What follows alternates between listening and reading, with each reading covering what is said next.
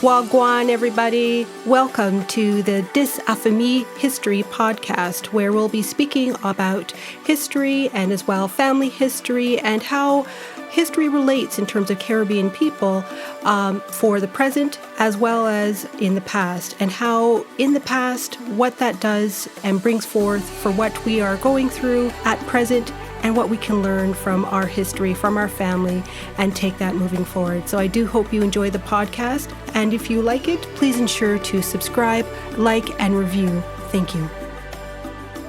Welcome to Dis Affamie History Podcast, where we explore the journeys, ideas, and legacies shaping our communities across the Caribbean and the diaspora. Today's episode is about vision, ownership, and financial empowerment. Our guest is Kadeem Leslie, a global entrepreneur, world traveler, real estate investor, best-selling author, speaker, and educator dedicated to teaching financial freedom. Through his work, Kadeem challenges traditional ideas about money and success, encouraging individuals to think beyond survival and toward ownership, legacy, and long-term wealth building. We're also discussing his highly anticipated new book, Full Money, launching on March 18, 2026. In this conversation, we'll explore what full money really means beyond income, the mindset shifts necessary to build generational wealth lessons from global travel and investing, practical principles for financial independence, and how financial literacy becomes a form of empowerment within our communities. Whether you're an aspiring entrepreneur, an investor, or simply someone ready to take control of your financial future, this episode offers both inspiration and actionable insight. Let's dive into this powerful conversation with Kadeem Leslie. Thank you so much, Kadeem, for coming on to the podcast, Dis Affamie History, and to speak about your book that will be coming out in March, Full Money. But before we start, can I just have you just do a brief introduction of yourself? Of course, of course. So my name is Kadeem Leslie. I'm a global investor, traveler, and a real estate entrepreneur. So I love helping people talk about money and financial freedom. That's one of my passions. And, I've been doing that for more than a decade now. And, it's just something I really, really, truly love. Mm-hmm. And in my spare time, I am a cellist. So that's a fun fact that many people don't know about me. I'm born and raised in Jamaica, and now here we are, right? Came from humble beginnings, came from standpipe, and now we get to be on this FMA podcast and, just reach people all over the world. So I'm very thankful. No, thank you so much, Kadeem. And so, we'll start with, how did, your family history and your upbringing shape your understanding of money and, of course, freedom and responsibility? And how did those early experiences really influence the writing of this book? Absolutely. So it's influenced things to a great degree, right? Because, I grew up in standpipe, right? And in standpipe, money isn't talked about in the sense of, or wealth creation isn't talked about, right? It's more a mindset of hustle. Now, hustle is very useful, right? When you're trying to get things off the ground, the book, $100 startup or lean startup or any of these, if you want to start a business getting off the ground, the hustle and the grind and just getting stuff done, being resourceful, very important. However, once you start to scale, you move from hustler to being a business owner. And so Standpipe didn't teach me that, but it did give me a great foundation. For example, in high school, I sold candy, right? So that was my first time understanding profit and loss. It was my first time understanding inventory management, distribution, having employees, paying them percentages, etc. That was in high school. I learned that hustle mentality from Standpipe because in Standpipe, everybody hustles, right? The not having money and then going home and sitting around, that doesn't exist, right? So you have people that are washing cars, you have people that are cutting hair, you have people, and they learned to cut hair like last month, right? But they're gonna learn it and they're gonna cut your hair, right? Because you just do something, to make some money, and sell food, whatever it is. That's that's the mentality I think of places like that in Jamaica, and also I think that's just the mentality of Jamaicans as a whole. So that gave me a really good foundation for what it takes to succeed, or at least to build a business off the ground. No, absolutely. And then we'll stay on that point in terms of with growing up. What examples of money management, other than what you just indicated, that you witnessed around you? Did you know anyone that as well participated in like a partner system or community-based Mhm. savings like practices that help you see money as a tool rather than something to survive on? Yeah, it's actually very interesting, right? Because at the time, my family was a music family. And so I actually didn't know the language of money. Now, if you ask me what a staccato is or vibrato or, where Bach was born or Beethoven's fifth, I knew all that language. But if you asked me at the time what a mutual fund was or, ROI or EBITDA, I have no idea what you're talking about. So as I changed things, Yeah. what happened was I became one of the only people in my family that started to read about financial freedom. And this happened when I was 15, 16 years old, remember? Not when I was an adult. My transformation, I remember after my mom died. So here's a bit of my backstory. My mom died when I was 12. And then my family changed very drastically in terms of our financial situation. Mhm. So then what happened from there is that I realized we didn't know much about money and no one was doing anything about it because here we are struggling. But what's the plan? And I thought that way at 15. So at 15, I made the conscious decision I am going to be retired before 30. At 30, that's what I wanted. No, at Mhm. 15, I didn't have any idea how that would be possible, but I knew I made a decision, right?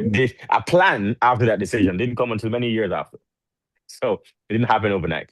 But because I was coming from the situation where we were okay and then no, we're not, and then no one had answers as to why, and no one was telling me why I was going to bed hungry as a 15-year-old, why I was going to school with less money than all of my friends, why my friends could do things during the summer that I couldn't. No one gave me these answers. So then I went to find answers for myself and I developed that plan really through the help of mentors, reading, and then through brute force in my own mind. It was like you already you laid the foundation. Like you had the intent and you just had to figure out what that was going to fulfill as being. Absolutely. And it is one of the hardest things I've ever done in my life, right? It's very hard to change who you are. And it Mm-hmm. didn't happen again overnight. I just want to really keep reiterating that because not to get spiritual, but there's one verse in the Bible I think that many people underestimate what it truly means. And it is you have to be renewed or you have to be changed by the renewing of your mind, or you have to be blessed by the renewing of your mind daily. And I think what people don't realize is that daily doesn't mean Saturdays and Sundays off, right? Yes. The renewing of your mind is a compounding process. And Mm-hmm. so then reading daily changes who you are, Yeah. right? Which is why, obviously the Bible is referring to itself, which is be restored by the renewing of your mind. It's like read the Bible, and you become wiser, you become more calm, you display the fruits of the spirit, right? That's the idea there. However, if you're trying to change yourself and move from being someone in music to being someone in finances, it Yes. takes you to immerse yourself Yeah. into business books every day, even for 10 minutes, 20 minutes, half an hour. Because remember, if not, let's say I wake up on a Saturday, I don't read any business books. What I did experience that day was standpipe, right? And I experienced the hustle mentality and I experienced what was going on in my household where people talked about bills in Mm. relation to money, but not what are we doing with ownership and stocks and investing, right? So I'm getting the wrong language there. So then every day I had to fight against what was right in front of me and then look past it through books, through mentorship, and again, what I had available. So it is every day was a battle until one day, the wolf, so to speak, the two wolves, the rich wolf and the poor wolf, you can call them. The rich wolf eventually had enough knowledge that it started to manifest into real life, right? But Yeah. that took a while to actually feed that wolf and give it enough nutrients to even have a shot at the other wolf that had, I guess, at that time, 15 years of being fed, right? Yeah. So, a very No, important part. no, absolutely. I mean, it's just now an awakening as to what money really is. Right, right, exactly. And so, for you, what parts that, as I said, you had this awakening, you're learning, but what part of your upbringing that you still feel that you are unlearning as well? Unlearning. Well, okay, let's see. Unlearning. I think, yeah, I think that's one of the things I just hit on, and that had to do with being in a household where no one talked about money in the correct ways. Mm, So then, one of the things I suppose I had to unlearn would have been, uh, you go to the bank. This is actually something that happened to me recently, an epiphany rather that occurred to me recently. As I was walking to the bank in Jamaica, I was walking to the bank to get information and sit down with a loan broker mm, about commercial real estate and residential real estate. I was bank shopping, and mm, I've never seen my parents do that mm, ever. They only go to the bank to pay bills, mm, and it was, you stand up in line or you go in to cash a check. Right, those are the only two reasons that my parents went to the bank. And I just, in that moment, I realized just how radically different I was thinking about the bank. And it's, again, the bank is supposed to be a partner, right? There's a saying, I think, I don't remember who it's by, I think it's by Myron Golden. If you owe the bank, maybe it's not Myron Golden, but if you owe the bank $1 million, you're in trouble. mm. But if you owe the bank $100 million, the bank is in trouble.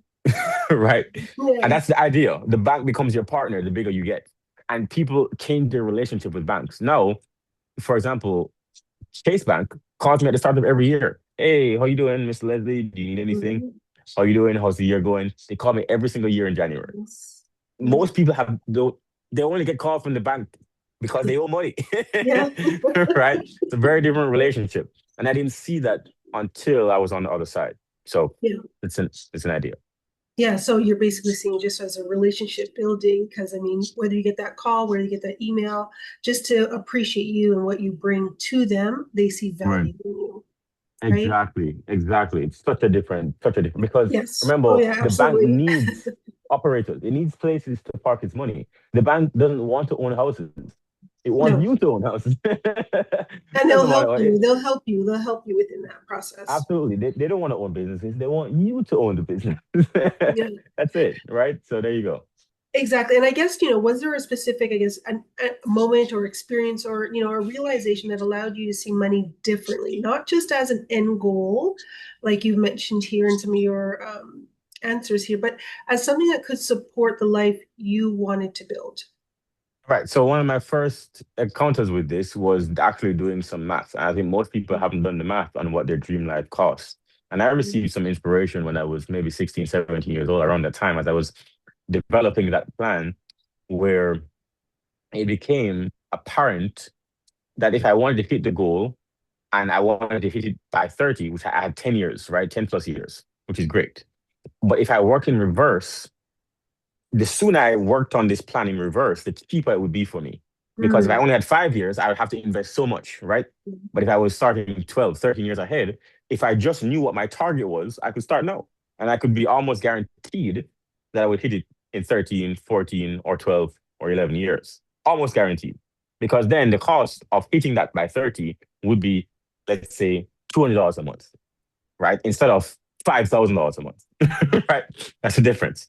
So then now, once I realized that math, very basic math, and use the computer to work it out. You don't need to do it yourself, but the principle is important. So once I realized the principle of that math, what I then did was to do research. Again, very simple math that anybody can do. If you have a high school degree, which I was at the time, you can do this math. It's not calculus, just math and addition, right? And let the computer do the work. In fact, if you Google investment calculator, the investment calculator can do a lot of the math for you. You just put in the numbers and press launch or calculate, and it does it, which is what I did at the time. I was a high school student. So no excuses for you. So then now, what I did, the second step was I calculated what my dream life would cost me. This step, almost no one does. How much does your dream Porsche cost? Okay. How much does your lifestyle cost? Because I wanted to travel. So then how much does it cost to rent or to stay or to buy a house in Brazil, in China, in New Zealand, in South Africa? How much does that cost in Bali? I need to know. And I worked it out for maybe like 10 different countries, just an aggregate of the entire world. So then I realized, okay, cool. My rent is going to cost this much. My food budget is going to cost this much. Uh, my transportation probably cost this much. I probably need some insurance. And I worked it out. And I had an idea approximately what that would have been. And then now all I needed to do was figure out how I could earn this money from anywhere in the world. Because Mhm. obviously that presented the third problem. I said, I realized at the time we didn't have remote work. So then my idea wasn't on a job. Because I knew if I was a job, I would be here. I didn't want to be here. So then through that process, again, a decision just means you are answering what you're not going to do. Yeah. A decision just means no to like 98% of things. So Mhm. then the third step is once I made that decision, working backwards, I knew what it wasn't going to be. Remember, I didn't have the plan yet, but I knew it wasn't a job. I knew I couldn't go ahead and be a doctor like my parents wanted me to, and I could have, or a lawyer. Didn't want to do that because I knew that I wouldn't be able to be a lawyer. If I trained here, I wouldn't be able to be a lawyer in New Zealand. I couldn't do that. Right? I would have to get a different degree, right? Or go back to school, and I can't do that by 30. Right? All right. So now I know that it has to be something. It's not a job, it's not an online job because I wouldn't, a thing yet. So then now I'm looking for, okay, it has to be a business or it has to be some type of money coming in while I'm sleeping. Yeah. Some type of money coming in while I'm sleeping because I won't physically be there. And so then from that moment, every effort of mine towards money was starting some type of business that one of them would hit. And even if it failed, I still go back on the horse and try again because my bigger vision was bigger than this one minute failure. So I tried photography. I tried videography. Again, all these businesses are businesses I could do possibly from anywhere in the world. I tried a Facebook page, one of those Facebook comedy pages, meme pages. I tried that, right? I grew to, I think at the time I grew from zero to like 5,000 subscribers. In fact, I remember people from high school watching me grow this page, and then at lunchtime they'll be like, "Hey, that business failed," right? Mhm. But then I moved on to I tried Amazon FBA, I tried wholesaling, I tried cold calling, I tried Amazon. But I Amazon is online shopping, but then I also did try Shopify at the time.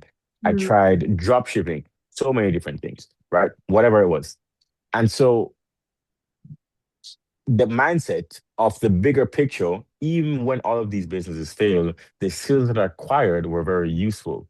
Because I'll give you one example of this. In to get bring it all the way home. Uh, Photography was a business that failed for me, but when I learned the skill of photography, that skill is still something I use to this day. Mhm. Photography never leaves me. And so then my content looks better than most people because I studied photography and I also studied how to use Adobe Premiere, Adobe Audition for audio, Adobe After Effects for graphics. So I studied that and maybe it took me 2 or 3 months to really get it down. But studying the suite and a little bit of Photoshop, these are very useful skills. Even though the business didn't work, I learned the skill. So even Facebook ads and Google ads at the time, these are some of the businesses I tried to learn. So then to bring it all the way home, uh, it is very important to have a plan and then work backwards. And at the time, that is what made the transformation. And as you get better at the plan, then you become more likely to hit the plan because they say a fool with a good plan can beat a wise person without a plan. And then that plan may take you 3 or 4 years to actually get good at Mhm. just the plan. And then you start, which is great. Yeah, no, absolutely. I mean, just to know that you mapped it out and this is what you had envisioned for your future is fantastic. And that's where at least it needs to start because when you see it in black and white, it does something, right? It makes it more Yeah. solidified. Yes. So, for your latest book, Full Money, what ultimately made you decide that your journey and insights needed to become a book? And why this message and why now? I felt that way when I first in my first year of Mm, college. I felt that this is going to be an incredible journey. yeah. And I felt that way not in um a conceited way, Hmm. right? Yeah. Because I had nothing to prove at the time. I I had just started real estate. I don't even think I had probably started real estate yet, but I knew that the hardship I just went through to Mm, get to my first year of college would be enough of a big story that if by chance I made it, I want to document this because it would be cool. And so I remember, this is a very funny story. I remember being a first year in college And I remember sending emails to my English professors. I wonder if I can find this email. Maybe not. It's been years. But I sent emails to my English professors telling them that I was looking for someone to write my bibliography. Mm. With nothing, nothing. No credentials, nothing at all. I hadn't You even had started writing my ambition. You had first book yet. ambition. Oh man, I trust me. But yeah, that was my first year of college. 'Cause I knew something was happening, right? And it wasn't because I had worked for it. And I was a failing student and I had gotten to college on a Mm, full scholarship. That to me was enough to prove to myself that the next phase, even though it probably is going to be harder or as hard or still difficult, I had mm, it in me to get it done and dig for it. yeah. Right. And so then now, as I'm in college and I'm seeing all these people and I started to dream bigger, it's like, yeah, I had no doubt in my mind that something would happen and I would not stop until it did. Yeah, that needs to be the motivation to get anything done. And of course, I guess using your negative experience and turning it into a massive positive, right? So, Absolutely. Absolutely. and I just wanted to just touch back on, the emotions. What emotions come up for you that you think about money now compared to then? Emotions. I think I felt a lot of shame when I Mm, first started, yeah, not being able to afford certain things. I wanted to go to the parties, right? In Jamaica, very often people go on these yacht parties to Maiden Key. mm, And I wasn't able to do that. There were parties that people went to, New Year's Eve parties, Christmas parties, and like sometimes during the holidays, people would go to like five or six or seven, and I could go to maybe the one that was the cheapest, right? And mm. maybe that happened like not in the first year, but like when I actually started having something. Sometimes I had some extra money from business, selling candy.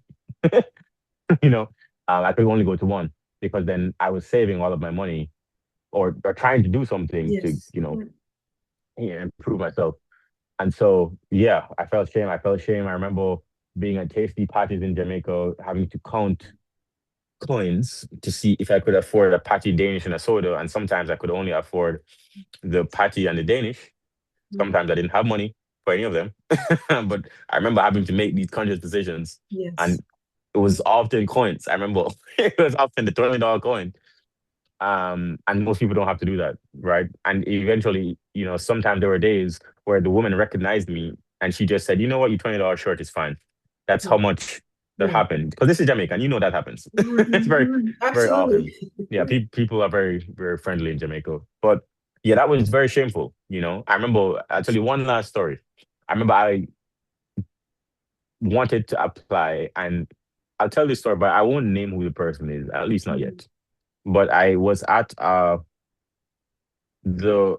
investment firm for an internship, and I had really asked to get this job. It was my first time being in finance. Remember, I realized that I wanted to be in finance. I wanted to learn. I didn't know anything about finance. So I had asked for this internship at this finance firm. And during the internship, one day the boss comes in. It's a Friday. He comes in late usually, and he sits down in front of everybody. And it's maybe 4 o'clock, 3 o'clock in the afternoon. We're just getting ready to go for the weekend. We're just chatting. He comes in, sits down, middle, open floor, and he says, "I'm working hard." Right at this point, I would have been working hard. And he points at me and he says to everybody, "This guy begged me for this job." It's like, wow, yeah. yeah, I'll never, ever give someone the opportunity to embarrass me like that. Yeah. Telling everyone I begged for this job. No, to be completely honest, I did, right? But I don't say that, Exactly. right? That is the shameful part because I had to, but Hmm. he didn't maybe realize that, and maybe other people don't even remember this story. Maybe he doesn't remember that story, but I do, and I remember it for the rest of my life. And one day I'll say to his face that you said that. Now, Hmm. right now, understand it's been years. I have no hard feelings, but it is a lesson. It is a Yes. lesson that sometimes those small things really do hurt. Oh, 'Cause, absolutely. They do. Absolutely. yeah, yeah. And did you ever have any fear? Did fear ever drive any of your early decisions early on? I suppose the only fear would have been being poor again, Mm. Not having money again, that would have been a big fear. And I think that maybe sticks with, that fear is very present, but fear of that was past fear. Future fear, Yes. no, never. I Okay. think I can do anything. Perfect. Perfect. And I just wanted to just touch upon as well the naming of your book. You call it Full Money. Why? Well, full is a tagline. Full has a meaning, right? So it's full student, full money, and the next one will be full something. I'm not going to Mm. give away the title yet, but I already know what it is. But full has three definitions. Mm. Okay. And I came up with this philosophy during this tumultuous time in my life in my teenage years. And it was because of what I was observing. So, full, I'll give you the three definitions so you understand where it comes from and why it is such a powerful tagline and why I'll keep using it. Not tagline, but it's powerful positioning for how I think about the world. So, the first definition is we are multidimensional creatures, Mm. right? We're not just here to work. Mm. We have physical sides to us, emotional sides, spiritual sides, so many different sides to us. And I think once we acknowledge these sides of us, becomes a more fulfilling life. The second Mm. definition is that piggybacking off the first idea, if we acknowledge that we have multiple sides of our lives, our idea in life and our goal is to maximize all of these areas. So it's not good enough to just have money and then be a walking red flag. If someone, bumps you, now you're crying or you're angry, right? It's not good enough if you are a buff guy, but you're broke or you're uneducated. You don't know anything. Not talking about formal education, but you don't know anything, right? Yep. Big difference. Um, it's not good enough to just be one of these things. You should be aiming to maximize, and they're all separate, right? So you go to the gym or you go work out, you do Pilates, whatever you do, you play basketball, you walk, whatever. But then you study finances. Then you Mm. also study how to be a better partner to your spouse, right? If that's what you want. You also study how do I manage stress? How do I manage time? These are things that help you also study, spirituality, religion, whatever you believe in, but study that side of yourself, for example. Then the third definition is that you become better in your life every single year. So Mm. then we all know that one person that high school and college was the highlight of their entire life. And they always reference that time. Yeah. But what you really do want for a fulfilling life is to be able to say at 79, that 78 was the best year of my life. Yes. Because then now, if you look day to day, the first two definitions will take you through. But then as a life as a whole, that last definition will get you a fulfilling life at the end and you'll have no regrets. So then giving you these three definitions, you understand why the first one was full student, because it's helping you to master being a student and master learning, but in a full way. But then also you go over to money, you need to do money as well. So there's more books coming under this tagline, but the idea is it's being full, Yeah. and full constitutes multiple different things that you can master in your life. Yeah. And I guess, what you're saying is that, you never stop learning, you never stop growing. It doesn't stop at one particular point. As you said, the highlight of someone's life was, going to post-secondary education, and that was it after that. Right, right. Right. So I know that for you, Kadeem, that, men's mental health is a major theme in your work. Why is this conversation so important to you personally? And why do you Oh, well, believe it needs to be continually discussed, especially in conversations about money and success? absolutely. Great question. So, first of all, most people don't know this stat that I'm about to give you, but I believe when I tell you this stat, you'll realize how much of a crisis it is. Yeah. Between men between 20 to 26 are six times more likely to take their own life. Mhm. As a whole, men are between 2 to 4 times more likely to take their own lives. Now, I think we can all say that perhaps the epitome of bad mental health is this, taking your own life. So then, if we're measuring this, why do we have this crisis? And if this was happening to any other group, if we found out that Christians were taking their own life more than Muslims, we'd be like, "Ooh, what's going on with the Christians?" Yes. Yeah. If we found out that people in New Zealand were doing this, comparative to Jamaica or the rest of the world, what's going on in New Zealand? Just investigate this, but no one cares. No one talks about this stat, and that's bad. That is a crisis. If that were the case, then in every high school in the world, there should be a men's mental health portion to prevent this stat. But there isn't. In fact, you find in Jamaica that there isn't even an organization dedicated to this. Maybe that will happen for me one day and I'll be the one to lead that charge. Mhm. However, what I will show you is that when you talk to men, there are many men that are, they're going along, but they don't talk to anybody. They don't talk about their stress. They don't have other male friends that they speak to. I know one of the things that really, I think, affected my dad after my mom died, that he realized that he didn't have many male friends to sit down and have a beer with. And he was, largely by himself, especially those first couple of years until he learned to have friends. Because men aren't taught to have friends, you know? And so learning from that, seeing that and experiencing it. And then once I learned that stat during COVID, that's when things really turned up for me in terms of this is a cause that I'm willing to talk about for the rest of my life. Because most men don't talk about it. Most women don't know about this stat. But men know how lonely life is. Men know that if you go home and you're a broke man, things aren't happening for you. No one's coming to save you. Many men understand this, right? That sucks. And so I talk to many men, successful men, um, men from the wayside, men walking down the street, and talk to everyone. You'll be surprised how many men have these burdens, but they don't talk about it to anyone. And it may be the happiest person that you see at the birthday party, dancing, having a great time, and inside a wreck. Mhm. That's my cause. Yeah, I mean, it's definitely is what society as well determines who is to do what, right? So Right. for men, it's to be able to put up that facade and Mhm. not to be able to expose themselves too Right. much, Right. right? And for you, when did you realize, first that men weren't given the space to talk about this? So I think what's happened with social media is that social media multiplies and speeds up how many messages can hit you. The velocity with which hate can get to you today is overwhelming. Mm. And I think the algorithm doesn't help this, right?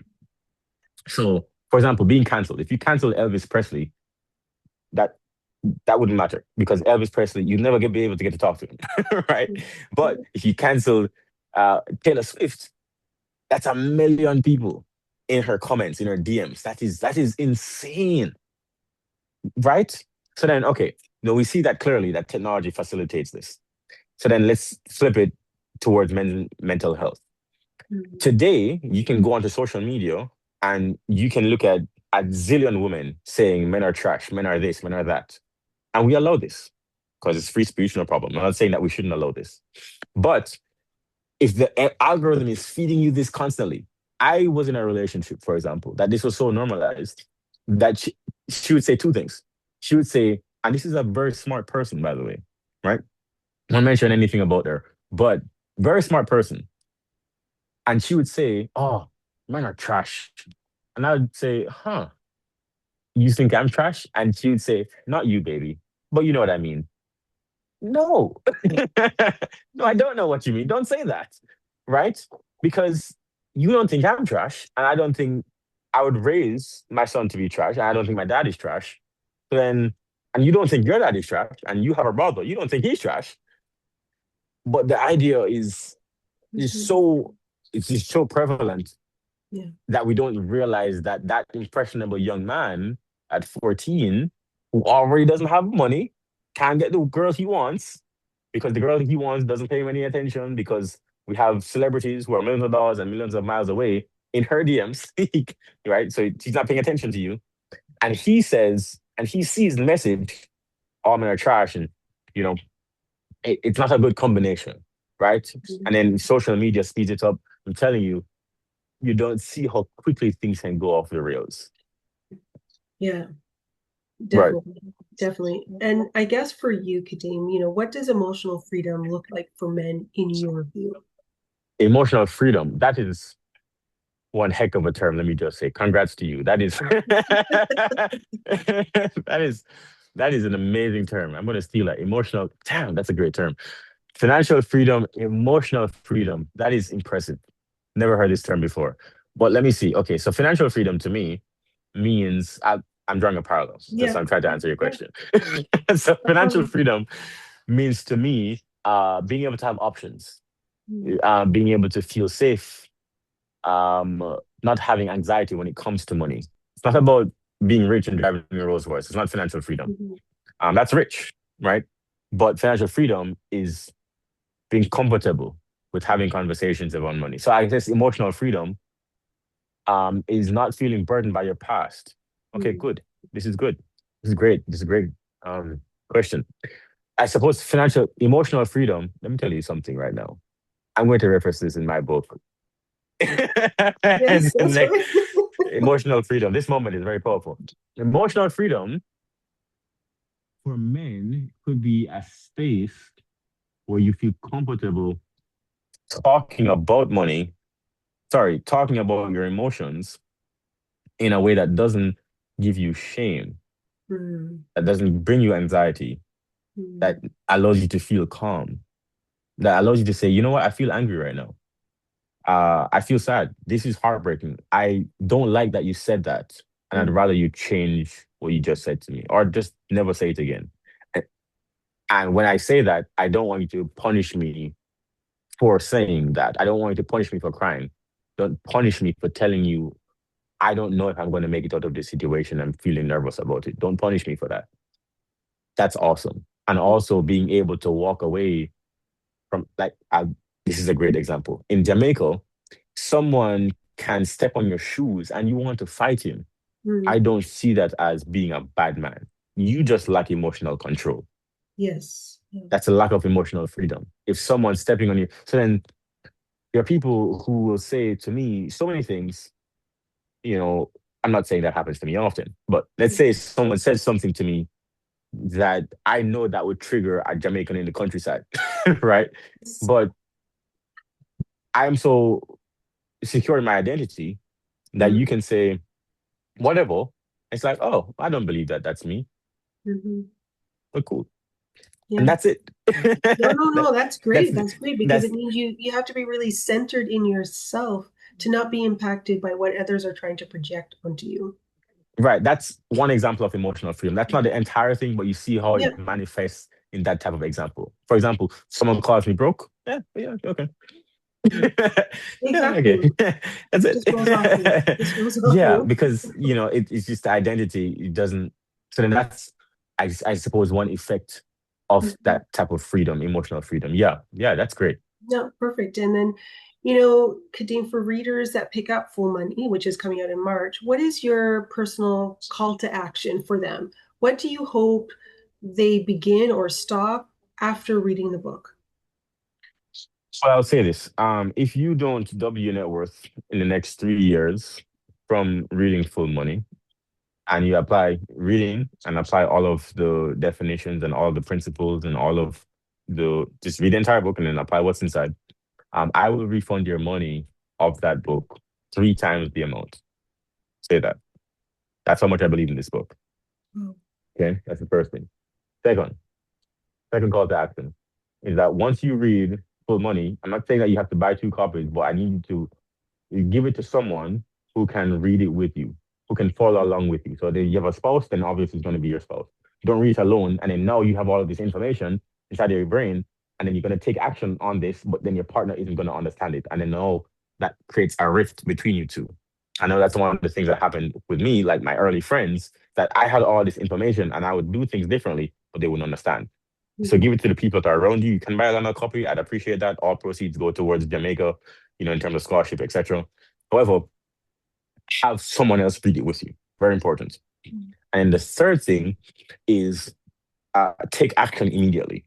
It is pointless for you to read the book and then to put it back in the shelf. Oh, this was a nice book, very well written. Yeah, cool, thank you. Sure, Yeah. right? But what I would like for you to do, when you learn something, apply it that day, or at least start to apply that day, or at least put it in your calendar to be applied within the next month. Why? Because when you start taking action immediately, there's going to be more on the next page. There's going to be more 2 pages down. So when you start taking action immediately and it starts to create change, it creates momentum. And that is actually the effect that we're going for. Otherwise, it just becomes entertainment rather than education and changes behavior. I don't create books for entertainment. I create books that will impact people's lives. And you do that by taking action. Perfect. No, thanks. And again, as we come to an end here, Kadeem, what would you like listeners to take away or remember from this book? And if you could speak to some of the, I guess, the major takeaways. Absolutely. The core of the book is one thing. Mhm. There's two big ideas.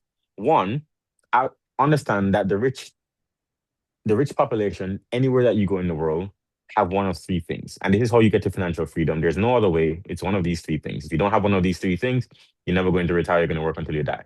It's very that important. Okay. It's that important. The first is business. Second is real estate. Third is investments. Mhm. It's the big three. That's the core of the book. If you don't have one of these three, you're going to work until you die.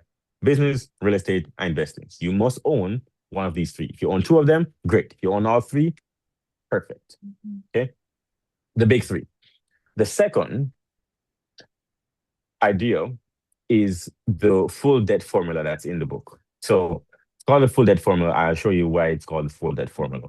But this is how financial freedom comes about. You start with income, whatever income that you are earning. You might be a barber, you might be a doctor, you might be a neurospace engineer, doesn't matter. You need income first. That's where you start. Your entire formal education is just here. That's all this is, income.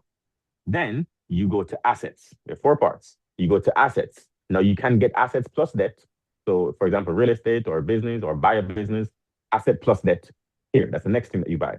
Most people go from income to lifestyle. Don't do that. So it's income to assets plus debt, then investments. So all of the money that you earn from your assets, don't live on it. Assets plus debt, then investments. All the money goes into investments. So income, assets, all of that money goes here, investments. Then you live on your investments alone. Mm. Why? Because you might still be working, which means that all that money that you're earning, you're putting it in the bank, saving, investing it. And all of that money that your assets are earning, you're getting richer. And you're just living on your investments alone, which means that your goal is to get from income to assets to investments as quickly as possible. And if you can do that in 10 years, boom, you're retired in 10 years. Because they know you're only living on this and you're getting richer every year and you're living the lifestyle that you want. That is financial freedom. It doesn't matter if you're an NBA player, it doesn't matter if you're a barber, it doesn't matter if you're a janitor, it doesn't matter if you're a high school music teacher, an influencer, it doesn't matter. If you don't do this formula, you are going to work until you die. Mm. No, thank you so much, Kadeem. I really do appreciate your time. And of course, talking about your book, Full Money, which I'll make sure that it is in the show notes so people can link to it, is for the release for March 18th. So, and again, thank you so much. Thank you so much for having me on.